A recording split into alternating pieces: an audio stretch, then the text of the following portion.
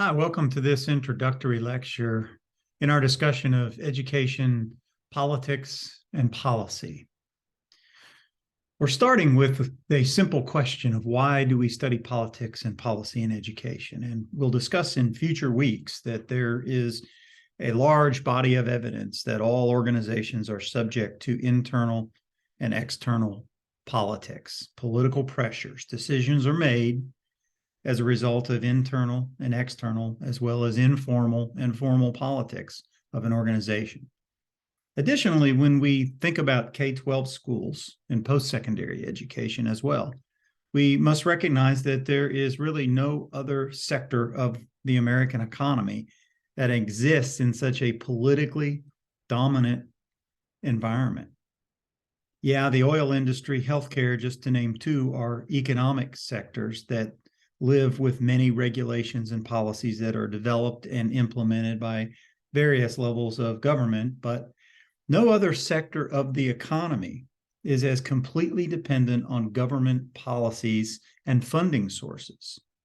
Local taxes fuel 15,000 school districts, and student financial aid for higher education is subsidized with billions of federal dollars. In fact, teachers are the largest segment of government employees in every state. There is no sector of the economy with organizations and operations so heavily intertwined with the local, state, and federal governments and the politicians that inhabit those governments as is education. Furthermore, education is very political because it's a public good.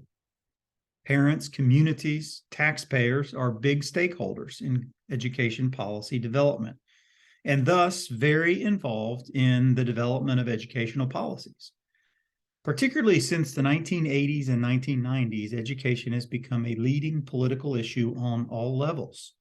Mayors, governors, and presidential candidates all make education one of their top campaign issues. Further, we will examine the micropolitics of school systems and schools themselves, where teachers, parents, school boards, and superintendents have political battles over policy. So it becomes very important for successful educational leaders to examine and master the politics of education. And so we want to look at a couple of central educations of the course, central questions of the course. We want to think about this overarching question of who controls American education, who controls schools. Parents, professional educators, elected officials. How you answer this question really reflects the political values you have regarding the control of schools. The debate over control ranges from the business community to religious organizations to minority parents.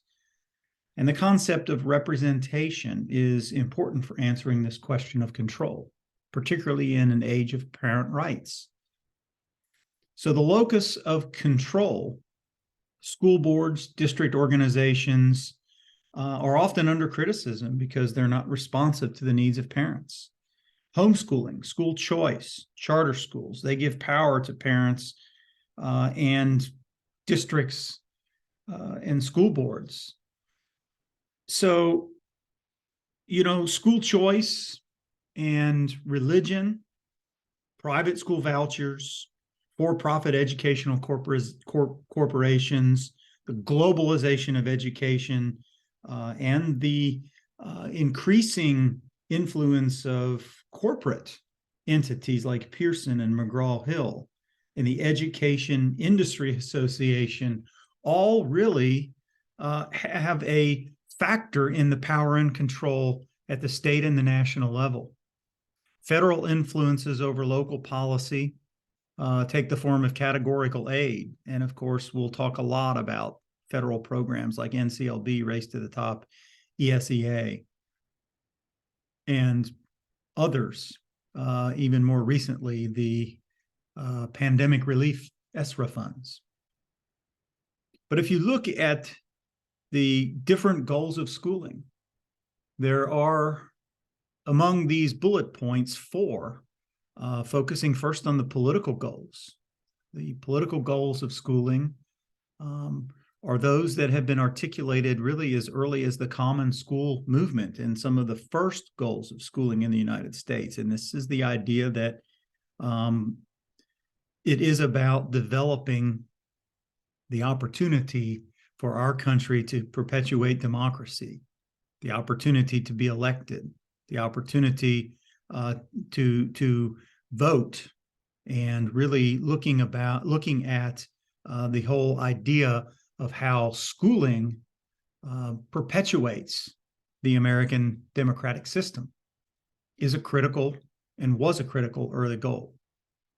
The social goals of schooling, things like the reduction of crime, regulating sexuality, improving student health and nutrition, creating a sense of community at the local level through extracurricular programs and moral character education, all contribute to this idea that schooling has a social function.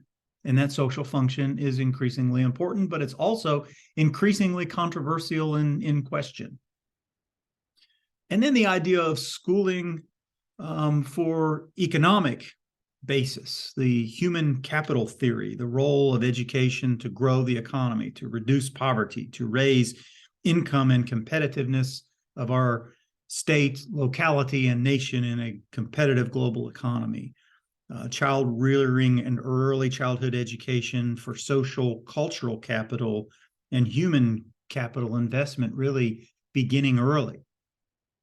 And then, schooling from the context of equality of opportunity, achieving equality of opportunity through trying to create this meritocratic system of sorting and testing and trying to create a cultural background in educational achievement that bridges the inequality between schools and neighborhoods and creates the opportunity for advancement in society and getting us closer to this belief of equality for all that we have not been as successful in developing as I think many of our founding fathers, founding generation had hoped. And so the question then becomes who controls schools? And that is going to be one of the early debates that we'll talk about, and some of the readings that you'll read will really focus on this nature, this public versus private, but also this market-oriented connotation versus the common good connotation, and many of the conflicting interpretations, because one of the central issues, one of the central themes is that we have some issues as far as questions about what schools really are for in our country. But before we move into some of those specific issues, we want to talk just a little bit about some historical views and give you sort of an understanding of schools, education, law, policy, and politics from the basis of our American political system. And a lot of this is going to be a review of basic high school government. But our political system is a system built on federalism, and it was developed by the founding generation based on the concern of an overly powerful central government. And so it was decentralized from the beginning. As a result, there are so many layers of government within our political process and our political system. And the federal government is the national level. And of course, you have state and local governments. And of course, schools apply to all three of these. There are federal elements of school policy and law. There are state and of course, local levels that go to the district and the Board of Education level. And so the origin of schools in the United States, if you look at the history, is really tied to religion and tied to teaching people to read the Bible. So the religious challenges and the religious question has always been a part of the educational history of our schooling in this country. In fact, much of the origin is rooted in the Puritans of New England and Massachusetts and the idea of what they called the deluder of Satan laws, which really formed out of the notion that people needed to be able to read the Bible as a basis for understanding and developing habits that would allow them to delude evil. The first laws on the books in education are in Massachusetts, and much of this Much of this policy really didn't originate until about the mid 19th century, the 1800s, around an individual named Horace Mann. And Horace Mann advanced the idea that education was a function of the government. It was a function of the state, and the state had a responsibility to educate citizens. As a result, much of the early history of education and the formation of education really came through the state level and constitutional provisions. And these provisions, as states were admitted to the Union, the idea of free, thorough, efficient, uniform, adequate systems of education. In fact, the state of Kentucky, there's a lot of language very similar to that, what we call these constitutional provisions. And so there's some interpretation. And in Derek Black's book, there's a lot of the interpretations that compulsory education is nationalized because it was part of the provision for states entering the Union. So while there are lots of different ways of looking at this, there still is this sense that these terms and in this sense of education being compulsory really started early. Of course, these are terms of art, not of science, and so legislatures and courts have had to often act on and interpret what each of these mean. But overall, the precedent was set very early that education is a function of the state. And there are lots of different ways in which different methods that we'll talk about the framework of law and policy. Our Constitution, of course, the United States Constitution is one of the earliest, if not the first formal constitutions. It was developed and approved and ratified in 1789. And it doesn't say a single thing about education. So education is very sparsely, if at all, considered. And a lot of the questions throughout the history of American education really are questions about the role of the national governments. And that role was really rather small since it was absent in the federal Constitution. But these state constitutions all had provisions, and eventually, as states were doing constitutional reform in the late 19th century, education provisions went into all of those state constitutions, and it became a requirement for states that were readmitted after the Civil War, which is another signal that it is a state matter. So part of what we'll talk about then goes beyond the constitutional piece at the state and the federal level. We'll look at statutes and the laws that are made by local, state, and federal officials that govern the elements of our education system and our policy. Some of these things are the likes of the Kentucky Education Reform Act, but also at the federal level, the Elementary and Secondary Education Act, which created the federal role in education in the 60s that we'll talk a lot about. Those are really two examples, one at the state level, one at the federal level, of statutes that govern education and create policies for education.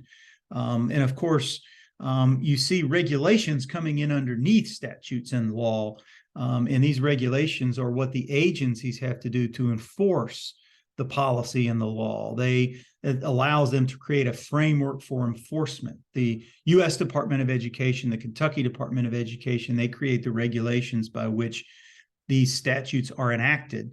And we'll talk a bit about that as we develop into the course. And then, of course, there are judicial decisions and case law. That's another area we'll get into in talking about what the courts have done to shape education policy.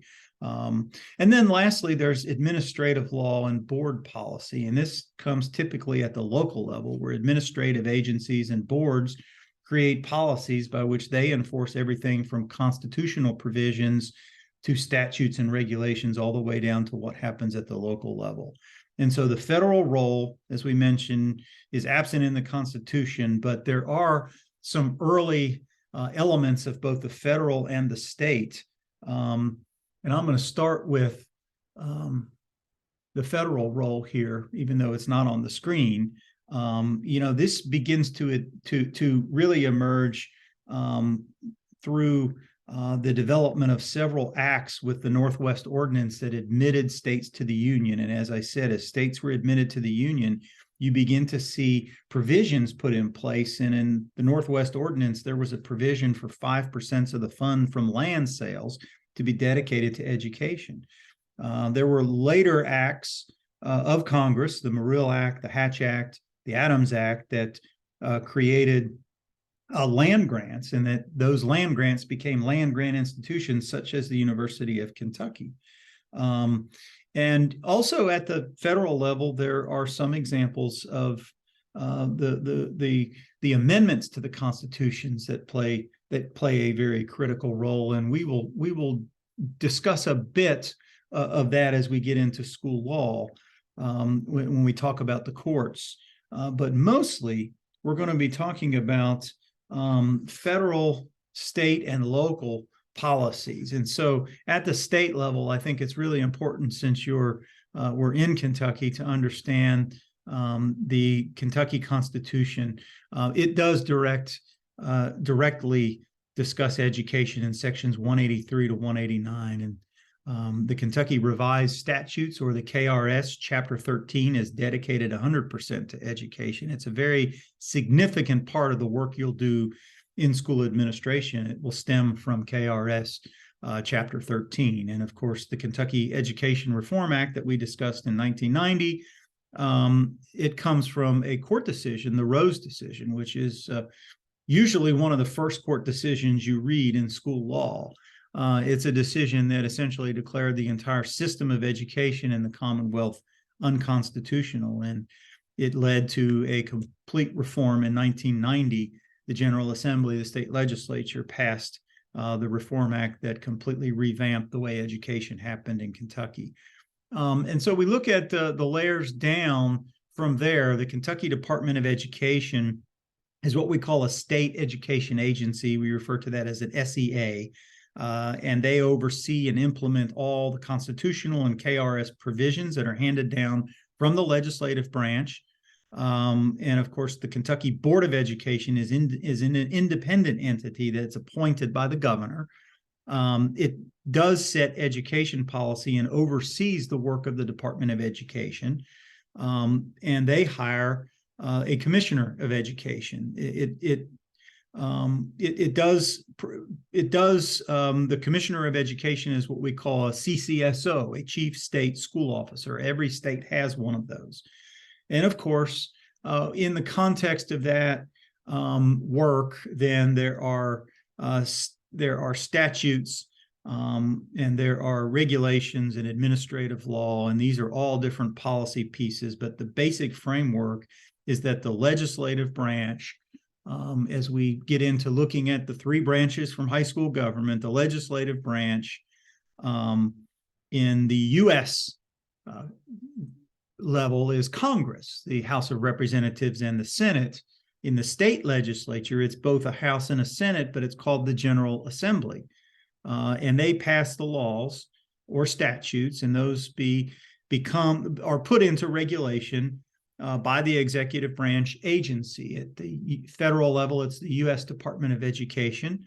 And of course, there is sometimes a need within that to have administrative laws and policies that are done by the Board of Education at the state level, and even to the local Board of Education. So, as we look at this, the Secretary of Education is a cabinet secretary in the president's cabinet. And so the executive branch at the state level, there is an education cabinet, and within that education cabinet is the SEA, the Kentucky Department of Education, and the Commissioner of Education.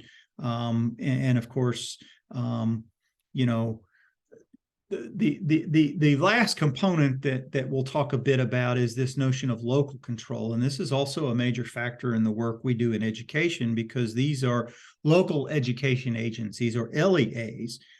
Each of these local education agencies have publicly elected boards of education, and these boards of education provide some executive oversight in creating a need for leadership and management, but they also do have some legislative oversight, and even at times play a judicial part. For example, boards have policies, and those policies come down to be consistent with statutes, and that has to be consistent with the procedures and administrative regulations at the state level.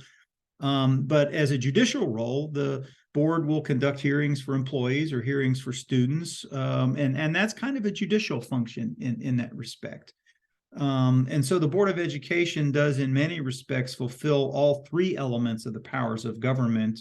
And of course, site-based councils are sort of like local control at the school level in Kentucky through CARA. The schools have that version. And so the locus of control is something that we'll debate a bit about, but the McGillivray v. Seattle School District #1 basically was sort of the landmark case that really determined that you know the difference between local and state control, and it really says districts can exercise only those powers fairly implied or expressly granted by statute at the state level. And so that's how we'll begin our journey. That gives you a background into the work at the U.S. federal level, the state level, and the local level, and we'll begin to dig into all of these. And in our next installment, we'll be looking at the overall picture of ed policy in the United States over the last 50 years or so.